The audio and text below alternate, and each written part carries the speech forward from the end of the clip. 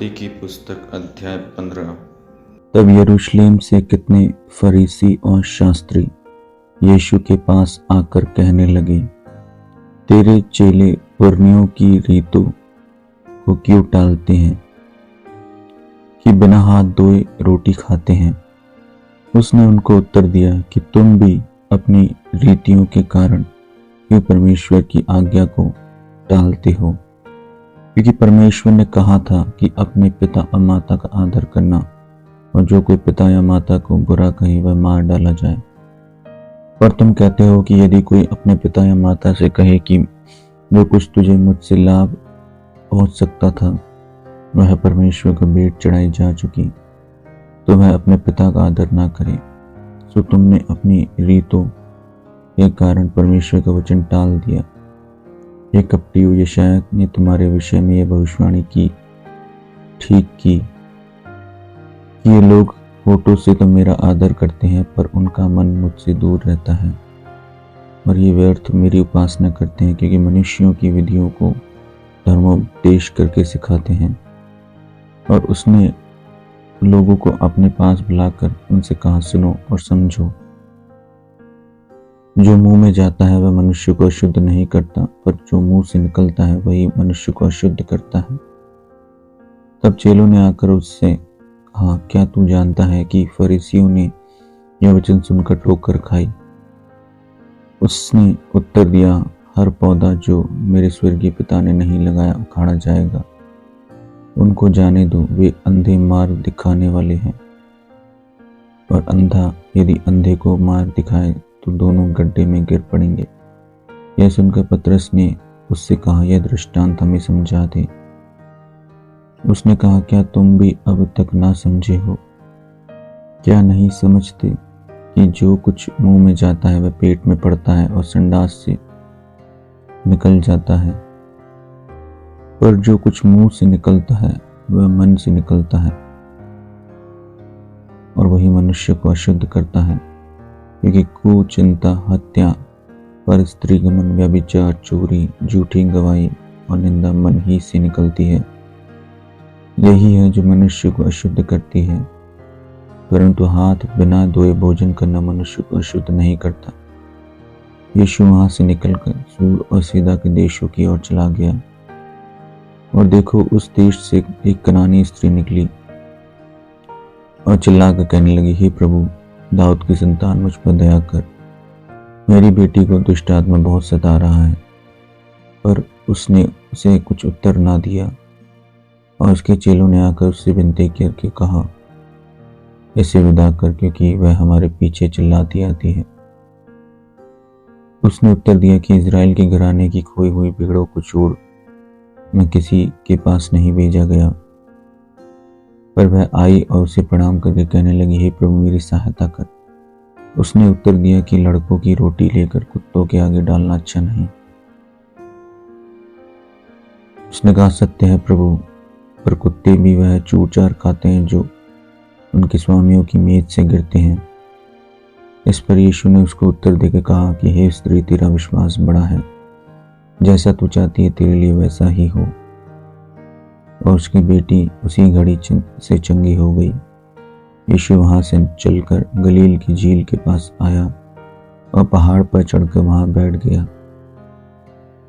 और भीड़ पर भीड़ लंगड़ों, अंधों, गूंगों, टूंडों और बहुत औरों को लेकर उसके पास आए, और उन्हें उसके पांव पर डाल दिया, और उसने उन्हें चंगा किया। तो जब लोगों ने देखा कि गूंगे बोलते और टूंडे चंगे होते और लंगड़े चलते और अंधे देखते हैं, तो अचंभा करके इस्राएल के परमेश्वर की बड़ाई की। यीशु ने अपने चेलों को बुलाकर कहा, मुझे इस भीड़ पर तरस आता है, क्योंकि वे 3 दिन से मेरे साथ हैं और उनके पास कुछ खाने को नहीं, और मैं उन्हें भूखा विदा करना नहीं चाहता, कहीं ऐसा ना हो कि मार्ग में थक कर रह जाएं। चेलों ने उससे कहा, हमें जंगल में कहां से इतनी रोटी मिलेगी कि हम इतनी बड़ी भीड़ को तृप्त करें। यीशु ने उनसे पूछा, तुम्हारे पास कितनी रोटियां हैं? उन्होंने कहा, 7 और थोड़ी सी छोटी मछलियां। तब उसने लोगों को भूमि पर बैठने की आज्ञा दी और उन 7 रोटियों और मछलियों को लेकर धन्यवाद करके तोड़ा और अपने चेलों को देता गया और चेले लोगों को सब खाकर तृप्त हो गए और बचे हुए टुकड़ों से भरे हुए 7 टोकरे उठाए और खाने वाले स्त्रियों और बालकों को छोड़ 4000 पुरुष थे। तब वह भीड़ को विदा करके नाव पर चढ़ गया और मगदन देश के सिवानों में आया। मत्ती अध्याय 16। और फरीसियों और सदूकियों ने पास आकर उसे परखने के लिए उससे कहा कि हमें आकाश का कोई चिन्ह दिखा। उसने उनको उत्तर दिया कि सांझ को तुम कहते हो कि खुला रहेगा क्योंकि आकाश लाल है, और भोर को कहते हो कि आज आंधी आएगी क्योंकि आकाश लाल और धुंधला है। तुम आकाश का लक्षण देखकर भेद बता सकते हो, पर समयों के चिन्हों का भेद नहीं बता सकते। इस युग के बुरे और व्यभिचारी लोग चिन्ह ढूंढते हैं, पर यूनुस के चिन्ह को छोड़ कोई और चिन्ह उन्हें न दिया जाएगा। और वह उन्हें छोड़कर चला गया। और चेले पार जाते समय रोटी लेना भूल गए थे। यीशु ने उनसे कहा, देखो, फरीसी और सदूकियों के खमीर से चौकस रहना। वे आपस में विचार करने लगे कि हम तो रोटी नहीं लाए। यह जानकर यीशु ने उनसे कहा, हे अल्पविश्वासियों, तुम आपस में क्यों विचार करते हो कि हमारे पास रोटी नहीं? क्या तुम अब तक नहीं समझे? उन 5000 की 5 रोटी स्मरण नहीं करते, और ना यह कि कितनी टोकरियां उठाई थी, और ना उन 4000 की 7 रोटी, और ना यह कि कितने टोकरे उठाए गए थे। तुम क्यों नहीं समझते कि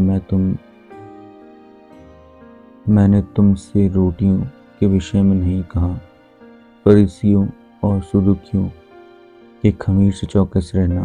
तब उनको समझ में आया कि उसने रोटी के खमीर से नहीं, पर फरीसियों सदूकियों की शिक्षा से चौकस रहने को कहा था। यीशु कैसरिया फिलिप्पी के देश में आकर अपने चेलों से पूछने लगा कि लोग मनुष्य के पुत्र को क्या कहते हैं। उन्होंने कहा, कितने तो यूहन्ना बपतिस्मा देने वाला कहते हैं, और कितने एलिया, और कितने यिर्मयाह या भविष्यवक्ताओं में से कोई एक कहते हैं। उसने उनसे कहा, परंतु तुम मुझे क्या कहते हो? शमौन पतरस ने उत्तर दिया कि तू जीवते परमेश्वर का पुत्र मसीह है। यीशु ने उसको उत्तर दिया कि हे शमौन, योना के पुत्र, तू धन्य है, क्योंकि मांस और लहू ने नहीं, परंतु मेरे पिता ने जो स्वर्ग में है यह बात तुझ पर प्रकट की है। और मैं भी तुझसे कहता हूँ कि तू पतरस है, और मैं इस पत्थर पर अपनी कलीसिया बनाऊंगा, और अधोलोक के फाटक उस पर प्रबल न होंगे। मैं तुझे स्वर्ग के राज्य की कुंजियां दूंगा, और जो कुछ तू पृथ्वी पर बांधेगा वह स्वर्ग में बंधेगा, और जो कुछ तू पृथ्वी पर खोलेगा वह स्वर्ग में खुलेगा। तब उसने चेलों को चिताया कि किसी से न कहना कि मैं मसीह हूं। उस समय से यीशु अपने चेलों को बताने लगा कि मुझे अवश्य है कि यरूशलेम को जाऊं और पुरनियों और महायाजकों और शास्त्रियों के हाथ से बहुत दुख उठाऊं और मार डाला जाऊं और तीसरे दिन जी उठूं। इस पर पतरस उसे अलग ले जाकर झड़कने लगा, हे प्रभु, परमेश्वर ना करे, तुझ पर ऐसा कभी ना होगा। उसने फिर पतरस से कहा, हे शैतान, मेरे सामने से दूर हो, तू मेरे लिए ठोकर का कारण है कि तू परमेश्वर की बातें नहीं पर मनुष्यों की बातों पर मन लगाता है। तब यीशु ने अपने चेलों से कहा, यदि कोई मेरे पीछे आना चाहे तो अपने आप का इनकार करे और अपना क्रूज उठाए और मेरे पीछे हो ले। क्योंकि जो कोई अपना प्राण बचाना चाहे वह उसे खोएगा, और जो कोई मेरे लिए अपना प्राण खोएगा वह उसे पाएगा। यदि मनुष्य सारे जगत को प्राप्त करे और अपने प्राण की हानि उठाए तो उसे क्या लाभ होगा? या मनुष्य अपने प्राण के बदले में क्या देगा? मनुष्य का पुत्र अपने स्वर्गदूतों के साथ अपने पिता की महिमा में आएगा, और उस समय वह हर एक को उसके कामों के अनुसार प्रतिफल देगा। मैं तुमसे सच कहता हूँ कि जो यहाँ खड़े हैं उनमें से कितने ऐसे हैं कि जब तक मनुष्य के पुत्र को उसके राज्य में आते हुए ना देख लेंगे तब तक मृत्यु का स्वाद कभी न चखेंगे। मत्ती अध्याय 17। 6 दिन बाद यीशु ने पतरस और याकूब और उसके भाई यूहन्ना को साथ लिया और उन्हें एकांत में किसी ऊंचे पहाड़ पर ले गया। और उनके सामने उसका रूपांतरण हुआ और उसका मुंह सूर्य की नाई चमका और उसका वस्त्र ज्योति की नाई उजला हो गया। और देखो, मूसा और एलिया उसके साथ बातें करते हुए उन्हें दिखाई दिए। इस पर पतरस ने यीशु से कहा, हे प्रभु, हमारा यहाँ रहना अच्छा है। इच्छा हो तो यहाँ 3 मंडप बनाऊं, एक तेरे लिए, एक मूसा के लिए और एक एलिया के लिए।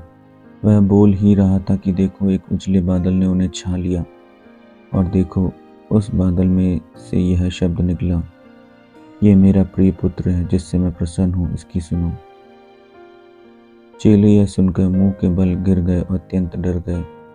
यीशु ने पास आकर उन्हें छुआ और कहा, उठो, डरो मत। तब उन्होंने अपनी आंखें उठाकर यीशु को छोड़ और किसी को न देखा। जब वे पहाड़ से उतर रहे थे, तब यीशु ने उन्हें यह आज्ञा दी कि जब तक मनुष्य का पुत्र मरे हुओं में से जी न उठे, तब तक जो कुछ तुमने देखा है किसी से न कहना। और उसके चेलों ने उससे पूछा, फिर शास्त्री क्यों कहते हैं कि एलिया का पहले आना अवश्य है?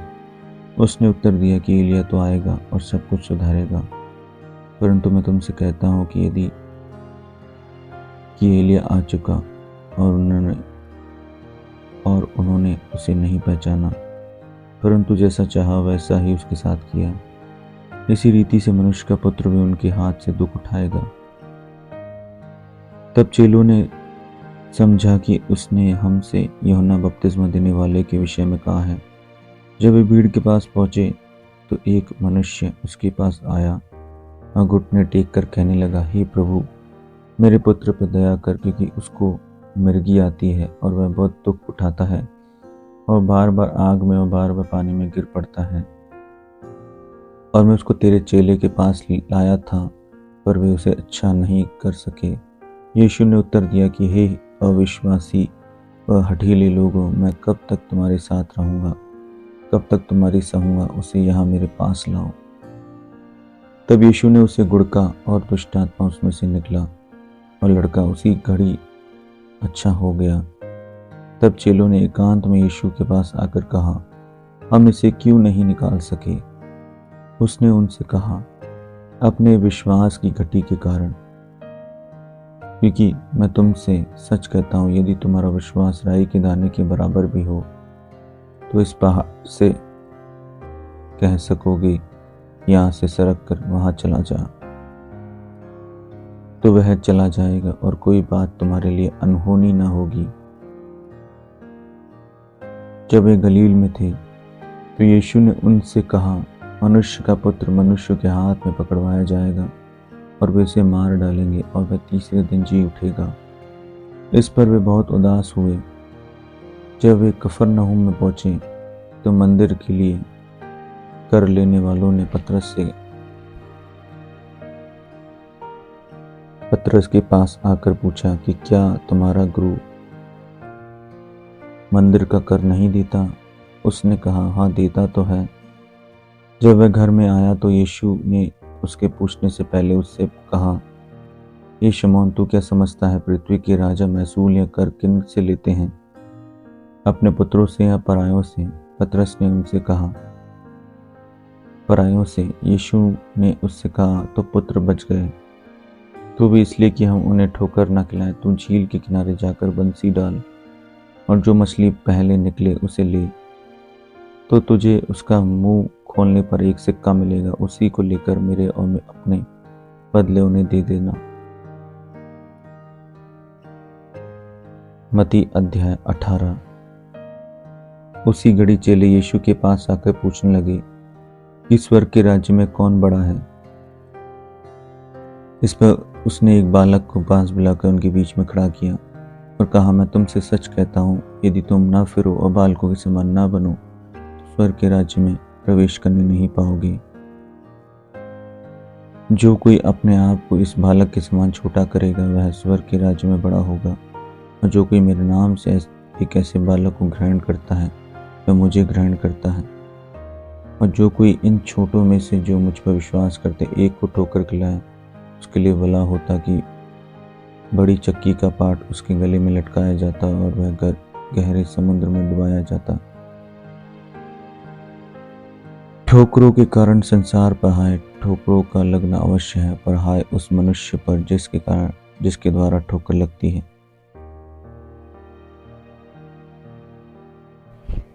यदि तेरा हाथ या तेरा पांव तुझे ठोकर खिलाए तो काट कर फेंक दे। टुंडा या लंगड़ा होकर जीवन में प्रवेश करना तेरे लिए इससे भला है कि 2 हाथ या 2 पांव रहते हुए तो अनंत आग में डाला जाए। यदि तेरी आंख तुझे ठोकर खिलाए तो उसे निकाल कर फेंक दे। काना होकर जीवन में प्रवेश करना तेरे लिए इससे भला है कि 2 आंख रहते हुए तो नरक की आग में डाला जाए। देखो, तुम इन छोटों में से किसी को तुच्छ न जानना, क्योंकि मैं तुमसे कहता हूँ कि स्वर्ग में उनके दूत मेरे स्वर्गीय पिता का मुंह सदा देखते हैं। तुम क्या समझते हो, यदि किसी मनुष्य की 100 भेड़ें हों और उनमें से एक भटक जाए तो क्या 99 को छोड़कर और पहाड़ों पर जाकर उस भटकी हुई भेड़ को न ढूंढेगा? और यदि ऐसा हो कि उसे पाए तो मैं तुमसे सच कहता हूँ कि वह उन 99 भेड़ों के लिए जो भटकी नहीं थी इतना आनंद नहीं करेगा जितना कि इस भेड़ के लिए करेगा। ऐसा ही तुम्हारे पिता की जो स्वर्ग में है यह इच्छा नहीं, इन छोटों में से एक भी नाश हो। यदि तेरा भाई तेरा अपराध करे तो जा और अकेले में बातचीत करके उसे समझा। यदि वह तेरी सुने तो तूने अपने भाई को पा लिया। और यदि वह ना सुने तो 1-2 जन को अपने साथ ले जा कि हर एक बात 2 या 3 गवाहों के मुंह से ठहराई जाए। यदि वह उनकी भी न माने तो कलीसिया से कह दे, परंतु यदि वह कलीसिया की भी न माने तो उसे अन्य जातियों में सूल लेने वाले के जैसा जान। मैं तुमसे सच कहता हूँ, जो कुछ तुम पृथ्वी पर बांधोगे वह स्वर्ग में बंधेगा, और जो कुछ तुम पृथ्वी पर खोलोगे वह स्वर्ग में खुलेगा। फिर मैं तुमसे कहता हूँ, यदि तुम में से 2 जन पृथ्वी पर किसी बात के लिए जैसे वह मांगे एक मन के हों तो वह मेरे पिता की ओर से जो स्वर्ग में है उनके लिए हो जाएगी। क्योंकि जहाँ 2 या 3 मेरे नाम पर इकट्ठे होते हैं वहाँ मैं उनके बीच में होता हूँ। जब पतरस के पास आकर उससे कहा, हे प्रभु, यदि मेरा भाई अपराध करता रहे मैं कितनी बार उसे क्षमा करूं, क्या 7 बार तक? यीशु ने उससे कहा, मैं तुझ से यह नहीं कहता कि 7 बार, वरन 7 बार के 70 गुणे तक। इसलिए स्वर्ग का राज्य उस राजा के समान है जिसने अपने दासों से लेखा लेना चाहा। जब वह लेखा लेने आया तो एक जन उसके सामने लाया गया जो 10,000 तोड़े धारता था। जबकि चुकाने को उसके पास कुछ न था तो उसके स्वामी ने कहा कि यह और इसकी पत्नी और लड़के बाले और जो कुछ इसका है सब बेचा जाए और वह कर्ज चुका दिया जाए। इस पर उस दास ने गिरकर उसे प्रणाम किया और कहा, हे स्वामी, धीरज धर, मैं सब कुछ भर दूंगा। तब उस दास के स्वामी ने तरस खाकर उसे छोड़ दिया और उसका धार क्षमा किया। परंतु जब वह दास बाहर निकला तो उसके संगी दासों में से एक उसको मिला जो उसके 100 दिनार धारता था। उसने उसे पकड़वाया, उसका गला घोटा और कहा, जो कुछ तू धारता है भर दे। इस पर उसका संगी दास गिरकर उससे विनती करने लगा कि धीरज धर, मैं सब कुछ भर दूंगा। उसने न माना, परंतु जाकर उसे बंदी गृह में डाल दिया कि जब तक कर्ज को न भर दे तब तक वहीं रहे। उसके संगी दास यह जो हुआ था देखकर बहुत उदास हुए और जाकर अपने स्वामी को पूरा हाल बता दिया। तब उसके स्वामी ने उसको बुलाकर उससे कहा, हे दुष्ट दास, तूने जो मुझसे विनती की तो मैंने तो तेरा वह पूरा कर्ज क्षमा किया। तो जैसा मैंने तुझ पर दया की वैसे ही क्या तुझे भी अपने संगी दास पर दया करना नहीं चाहिए था? और उसके स्वामी ने क्रोध में आकर उसे दंड देने वालों के हाथ में सौंप दिया कि जब तक वह सब कर्जा न भर दे तब तक उनके हाथ में रहे। इसी प्रकार यदि तुम में से हर एक अपने भाई को मन से क्षमा न करेगा तो मेरा पिता जो स्वर्ग में तुमसे भी वैसा ही करेगा। मत्ती अध्याय 19। जब यीशु ये बातें कह चुका तो गलील से चला गया और यहूदिया के देश में यरदन के पार आया और बड़ी भीड़ उसके पीछे हो ली और उसने उन्हें वहां चंगा किया। तब फरीसी उसकी परीक्षा करने के लिए पास आकर कहने लगे, क्या हर एक कारण से अपनी पत्नी को त्यागना उचित है? उसने उत्तर दिया, क्या तुमने नहीं पढ़ा कि जिसने उन्हें बनाया उसने आरंभ से नर नारी बनाकर कहा कि इस कारण मनुष्य अपने माता पिता से अलग होकर अपनी पत्नी के साथ रहेगा और वे दोनों एक तन होंगे। तो वह अब दो नहीं परंतु एक तन है। इसलिए जिसे परमेश्वर ने जोड़ा है उसे मनुष्य अलग न करे। उन्होंने उससे कहा, फिर मूसा ने क्यों यह ठहराया कि त्याग पत्र देकर उसे छोड़ दे? उसने उनसे कहा, मूसा ने तुम्हारे मन की कठोरता के कारण तुम्हें अपनी पत्नी को छोड़ देने की आज्ञा दी, परंतु आरंभ में ऐसा नहीं था। और मैं तुमसे कहता हूँ कि जो कोई व्यभिचार को छोड़ और किसी कारण से अपनी पत्नी को त्याग कर दूसरी से ब्याह करे वह व्यभिचार करता है, और जो उस छोड़ी हुई को ब्याह करे वह भी व्यभिचार करता है। चेलों ने उससे कहा, यदि पुरुष का स्त्री के साथ ऐसा संबंध है तो ब्याह करना अच्छा नहीं।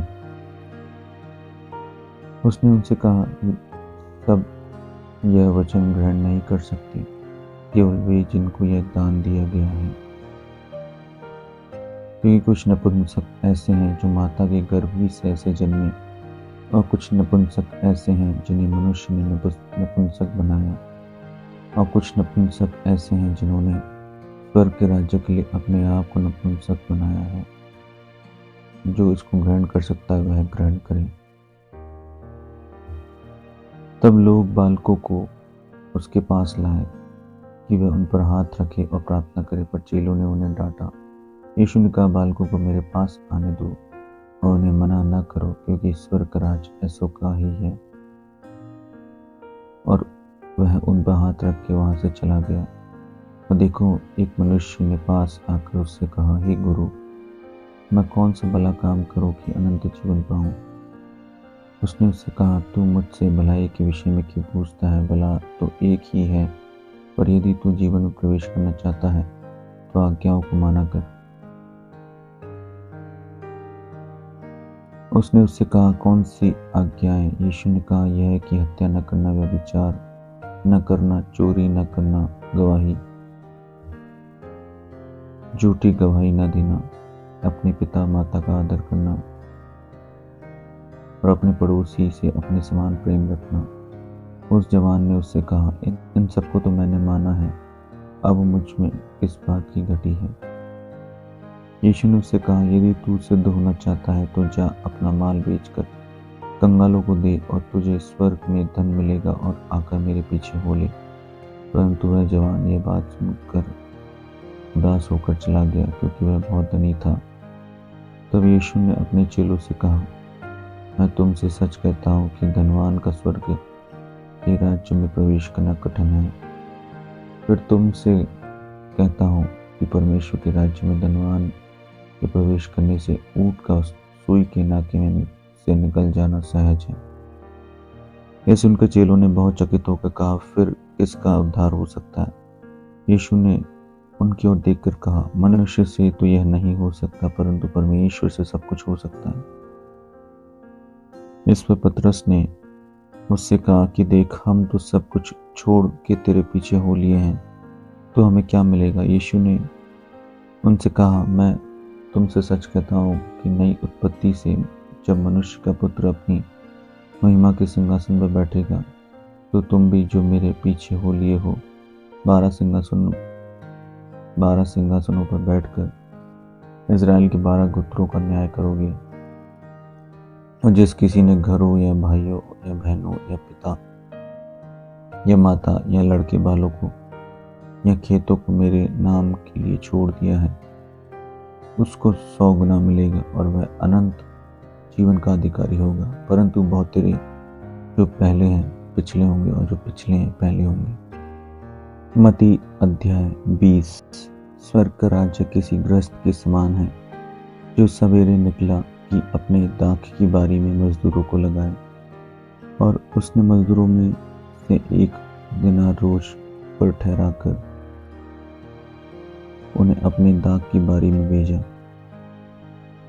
फिर पहर एक दिन चढ़े निकल कर और औरों को बाजार में बेकार खड़े देखकर उनसे कहा, तुम भी दाख की बारी में जाओ, जो कुछ ठीक है तुम्हें दूंगा। सो वे भी गए। फिर उसने दूसरे और तीसरे पहर के निकट निकलकर वैसा ही किया, और 1 घंटा दिन रहे। फिर निकलकर औरों को खड़े पाया और उनसे कहा, तुम क्यों यहाँ दिन भर बेकार खड़े रहे? उन्होंने उससे कहा, इसलिए कि किसी ने हमें मजदूरी पर नहीं लगाया।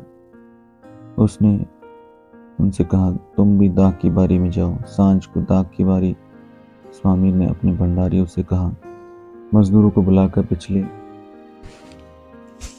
से लेकर पहले तक उन्हें मजदूरी दे दे।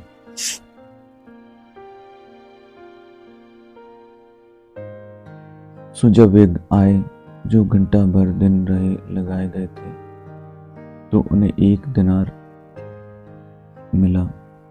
जो पहले आए उन्होंने यह समझा कि हमें अधिक मिलेगा, परंतु उन्हें भी एक दिनार मिला। जब मिला तो वह गृहस्थ पर कुड़कुड़ा के कहने लगे कि इन पिछलों ने 1 ही घंटा काम किया और तूने उन्हें हमारे बराबर कर दिया। इन्होंने दिन भर का भार उठाया और घाम सहा। उसने उनमें से एक को उत्तर दिया कि हे मित्र, मैं तुमसे कुछ अन्याय नहीं करता। क्या तूने मुझसे 1 दिनार न ठहराया?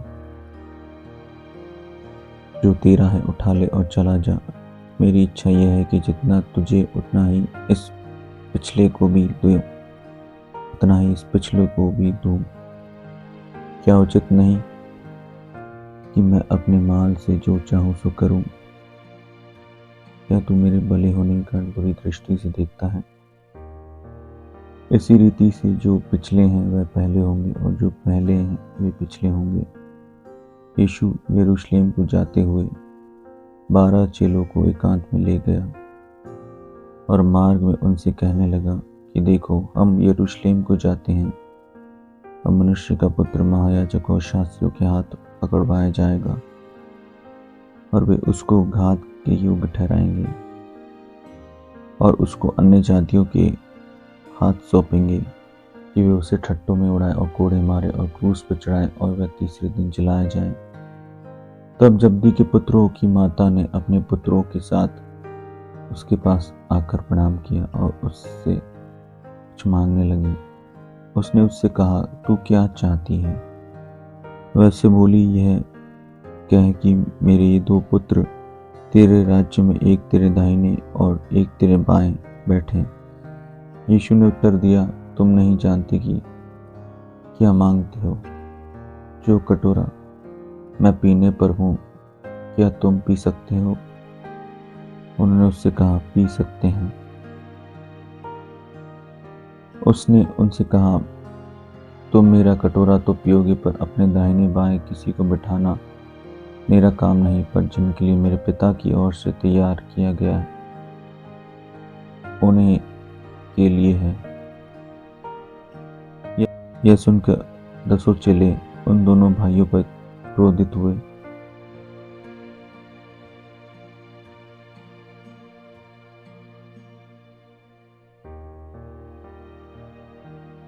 यीशु ने उन्हें पास बुलाकर कहा, तुम जानते हो कि अन्य जातियों के हाकिम उन पर प्रभुता करते हैं और जो बड़े हैं वे उन पर अधिकार जताते हैं, परंतु तुम में से ऐसा न होगा। परंतु जो कोई तुम में बड़ा होना चाहे वह तुम्हारा सेवक बने, और जो तुम में प्रधान होना चाहे वह तुम्हारा दास बने। जैसे कि मनुष्य का पुत्र वह इसलिए नहीं आया कि उसकी सेवा टहल करी जाए, परंतु इसलिए आया कि आप सेवा टहल करें और बहुतों की छुड़ौती के लिए अपने प्राण दे। जब वे यरीहो से निकल रहे थे तो एक बड़ी भीड़ आकर उसके पीछे हो ली। और देखो, दो अंधे जो सड़क के किनारे बैठे थे, यह सुनकर कि यीशु जा रहा है, पुकार कर कहने लगे कि हे प्रभु, दाऊद की संतान हम पर दया कर। लोगों ने उन्हें डांटा कि चुप रहे, पर वे और भी चिल्लाकर बोले, हे प्रभु, दाऊद की संतान हम पर दया कर। तब यीशु ने खड़े होकर उन्हें बुलाया और कहा, तुम क्या चाहते हो कि मैं तुम्हारे लिए करूं? उन्होंने उससे कहा, हे प्रभु, यह है कि हमारी आंखें खुल जाए। यीशु ने तरस खाकर उनकी आंखें छुई और वे तुरंत देखने लगे और उसके पीछे हो लिए। मत्ती अध्याय 21। जब वे यरूशलेम के निकट पहुंचे और जैतून पहाड़ पर बैतफगे के पास आए, तो यीशु ने 2 चेलों को यह कहकर भेजा कि अपने सामने के गांव में जाओ। वहां पहुंचते ही एक गदही बंधी हुई और उसके साथ बच्चा तुम्हें मिलेगा, उन्हें खोलकर मेरे पास ले आओ। यदि तुमसे कोई कुछ कहे तो कहो कि प्रभु को इसका प्रयोजन है, तब वह तुरंत उन्हें भेज देगा।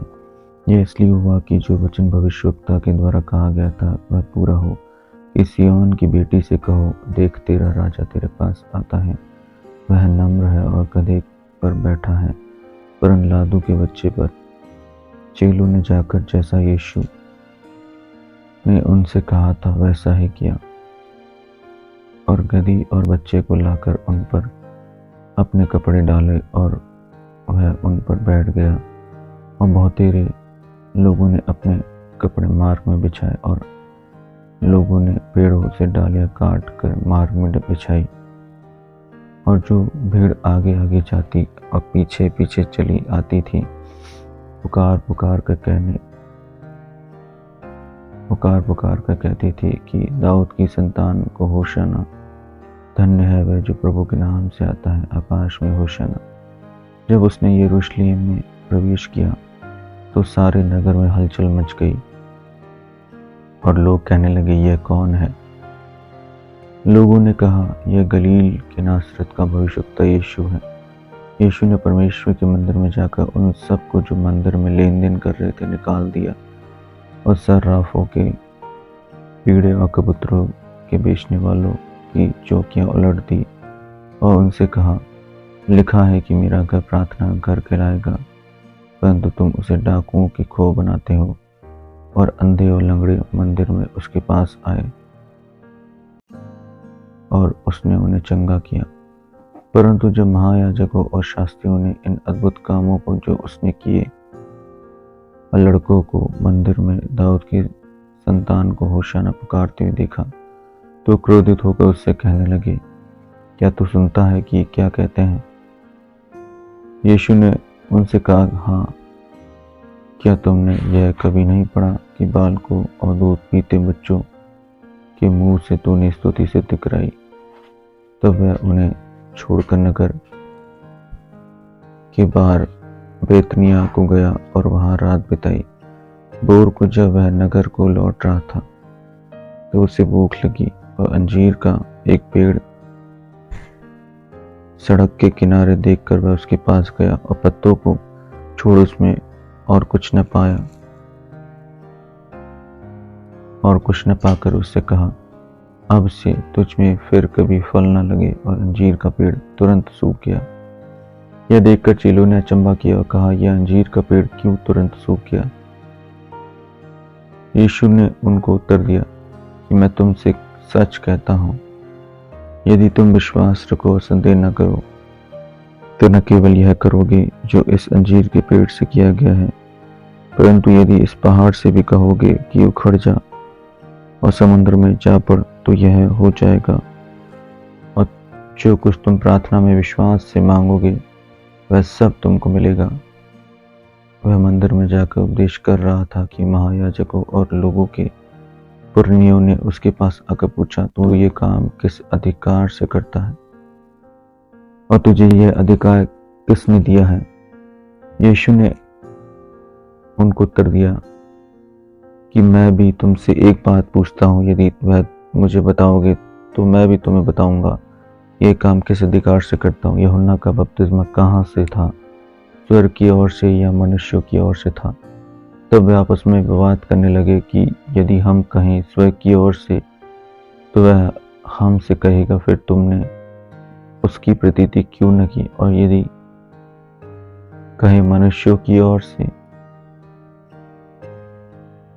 तो हमें भीड़ का डर है, क्योंकि वे सब यूहन्ना को भविष्यवक्ता जानते हैं। तो उन्होंने यीशु को उत्तर दिया कि हम नहीं जानते। उसने भी उनसे कहा, तो मैं भी तुम्हें नहीं बताता कि ये काम किस अधिकार से करता हूं। तुम क्या समझते हो? किसी मनुष्य के 2 पुत्र थे। उसने पहले के पास जाकर कहा, हे पुत्र, आज दाख की बारी में काम कर। उसने उत्तर दिया, मैं नहीं जाऊंगा, परंतु पीछे पछता कर गया। फिर दूसरे के पास जाकर ऐसा ही कहा। उसने उत्तर दिया, जी हाँ, जाता हूं, परंतु नहीं गया। इन दोनों में से किसने पिता की इच्छा पूरी की? उन्होंने कहा, पहले ने। यीशु ने उनसे कहा, मैं तुमसे सच कहता हूं कि महसूल लेने वाले और वेश्या तुमसे पहले परमेश्वर के राज्य में प्रवेश करते हैं। क्योंकि यूहन्ना धर्म के मार्ग से तुम्हारे पास आया और तुमने उसकी प्रतीति न की, पर महसूल लेने वाले और वेश्याओं ने उसकी प्रतीति की, और तुम यह देखकर पीछे भी न पछताए कि उसकी प्रतीति कर लेते। एक और दृष्टांत सुनो। एक गृहस्थ था जिसने दाख की बारी लगाई और उसके चारों ओर बाड़ा बांधा और उसमें रस का कुंड खोदा और गुम्बद बनाया और किसानों को उसका ठेका देकर देश चला गया। जब फल का समय निकट आया तो उसने अपने दासों को उसका फल लेने के लिए किसानों के पास भेजा, पर किसानों ने उसके दासों को पकड़ के किसी को पीटा और किसी को मार डाला और किसी को पत्थरबाह किया। फिर उसने और दासों को भेजा जो पहले से अधिक थे, और उन्होंने उनसे भी वैसा ही किया। अंत में उसने अपने पुत्र को उनके पास यह कहकर भेजा कि वे मेरे पुत्र का आदर करेंगे। परंतु किसानों ने पुत्र को देखकर आपस में कहा, यह तो वारिस है, आओ उसे मार डाले और उसकी मिरास ले ले।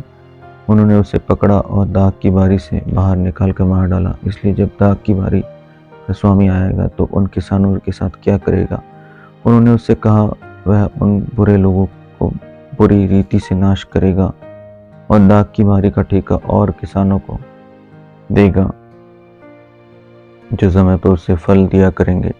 यीशु ने उनसे कहा, क्या तुमने कभी पवित्र शास्त्र में यह नहीं पढ़ा कि जिस पत्थर को राजमिस्त्रियों ने निकम्मा ठहराया वही कोने का सिरा हो गया? यह प्रभु की ओर से हुआ और हमारे देखने में अद्भुत है। इसलिए मैं तुमसे कहता हूँ कि परमेश्वर का राज्य तुमसे ले लिया जाएगा और ऐसी जाति को जो उसका फल लाए दिया जाएगा। जो इस पत्थर पर गिरेगा वह चकनाचूर हो जाएगा, और जिस पर वह गिरेगा उसको पीस डालेगा। महायाजक और फरीसी उसकी दृष्टांतों को सुनकर समझ गए कि वह हमारे विषय में कहता है, और उन्होंने उसे पकड़ना चाहा, परंतु लोगों के से डर गए क्योंकि वे उसे भविष्यवक्ता जानते थे।